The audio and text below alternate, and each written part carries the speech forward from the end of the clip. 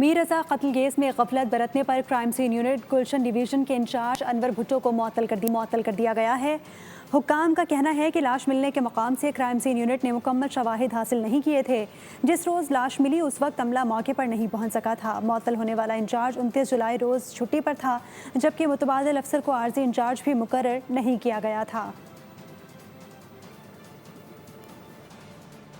मीर रजा कत्ल केस में गफलत बरतने पर क्राइम सीन यूनिट गुलशन डिवीजन के इंचार्ज अनवर भुट्टो को मुअत्तल कर दिया गया है। हुक्काम का कहना है कि लाश मिलने के मकाम से क्राइम सीन यूनिट ने मुकम्मल शवाहिद हासिल नहीं किए थे। जिस रोज़ लाश मिली उस वक्त अमला मौके पर नहीं पहुंच सका था। मुअत्तल होने वाला इंचार्ज 29 जुलाई रोज़ छुट्टी पर था, जबकि मुतबादिल अफसर को आर्जी इंचार्ज भी मुकर्रर नहीं किया गया था। मीर रजा कत्ल केस में गफलत बरतने पर क्राइम सीन यूनिट गुलशन डिवीजन के इंचार्ज अनवर भुट्टो को मुअत्तल कर दिया गया है। हुक्काम का कहना है कि लाश मिलने के मकाम से क्राइम सीन यूनिट ने मुकम्मल शवाहिद हासिल नहीं किए थे।